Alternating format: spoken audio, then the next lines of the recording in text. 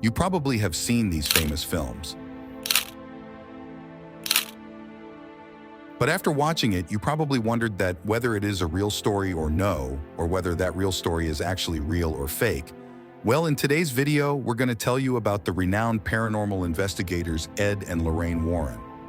Are their stories true, or are they frauds?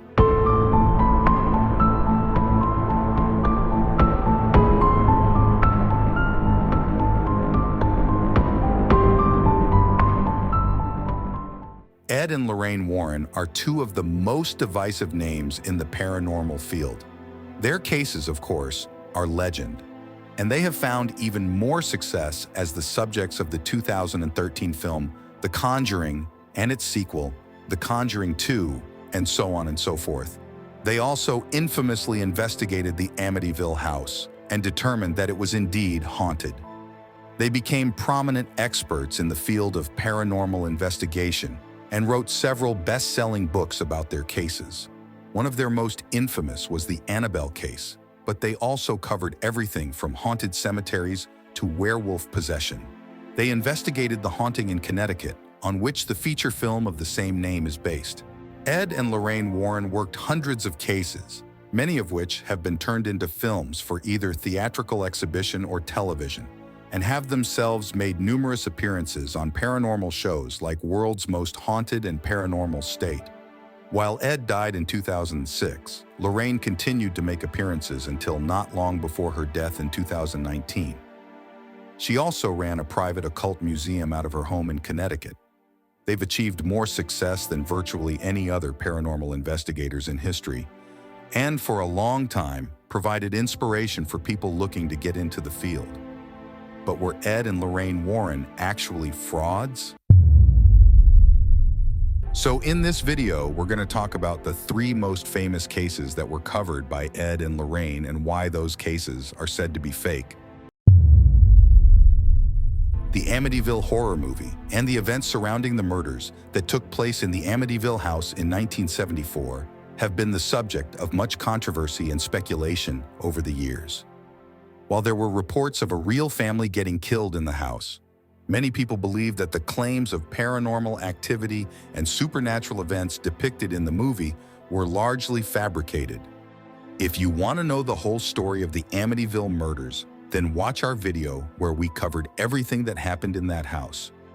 So the most prominent author of the tale, Jay Anson, who is now deceased, admitted on several occasions that he made up the narrative over several weekends and multiple bottles of wine.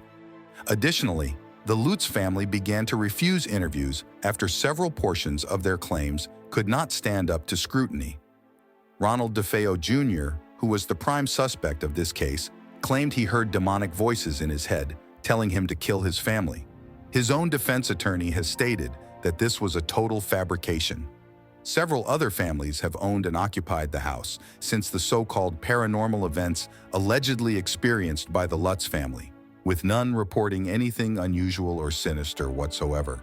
And most of what the Lutzes claimed they experienced has either been debunked or cannot be proven. The Warrens simply used the events in question to enhance their claims of supernatural intervention. There is no credible evidence that the events that were claimed ever occurred. The doll called Annabelle is a Raggedy Ann doll produced either by Georgine Novelties or by the Knickerbocker Toy Company. Annabelle was reportedly given to the demonologists Ed and Lorraine Warren after 1970. It is not clear who gave them the doll. It is reportedly an unnamed 28-year-old nursing student who experienced weird things after the doll came into her possession, or so the Warrens say. She allegedly had a session with a spirit medium during which it was discovered the doll was possessed by the spirit of Annabella Higgins, or so the Warrens say. After their investigation, however, the Warrens were able to determine that the doll was possessed by a demon who was hoping to jump onto a human host, or so the Warrens say. The 1980 book, The Demonologist, The Extraordinary Career of Ed and Lorraine Warren, described by Juan as the scariest book I've ever read, offers a detailed account of the Annabelle case, and names the priests involved as Father Hegan, who first contacted the Warrens, and Father Cook, who performed the final exorcism. As far as we can tell, however, neither of these men seem to have discussed the case elsewhere.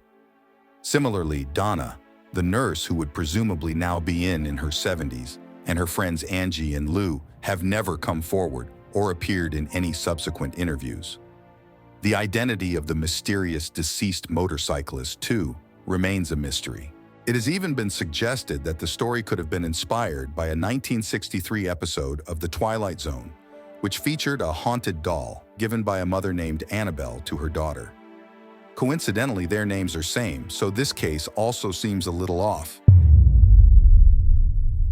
Now let's talk about the third and the final case. The story of the haunting Connecticut in the late 80s. The Connecticut family moved to Connecticut to a large house that they've got for quite cheap because it is close to the hospital, with the son has to undergo treatment for cancer. But the home is making the family feel uncomfortable, and the son starts to act strange, aggressive, lashing out at the family, and they discovered there's a good reason behind all this. The home was in fact a funeral home for years prior to them renting or buying this house.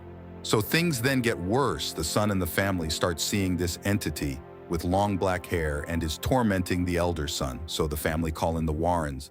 But there's a problem before the Warrens are called in. The son is actually diagnosed with schizophrenia. You know what schizophrenia is, where you see and hear things, hallucinations, very strong, powerful hallucinations. It's a life-altering mental health condition. So the Warrens turn up to the home and they stay for several weeks. They want to get the full demonic feeling.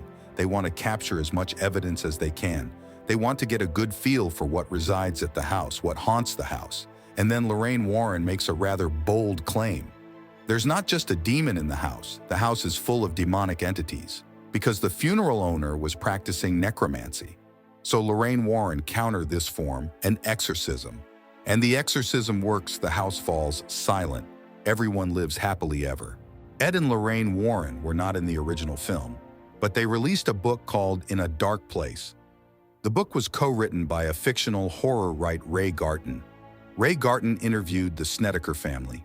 Ray didn't get that much information from the family, and he went to Ed Warren and told him about this. Ed told them that the family is crazy, and he said to Ray that make it scarier than it is, and add your own stuff. This is the last case of the video. And there was a girl named Judith who claimed that she lived in Ed and Lorraine Warren's house for 4 decades. For 40 years she lived in that house. And she claimed that her and Ed had a sexual relationship. If you want us to make a video on this topic, tell us in the comments, and also tell us what you think about the Warrens.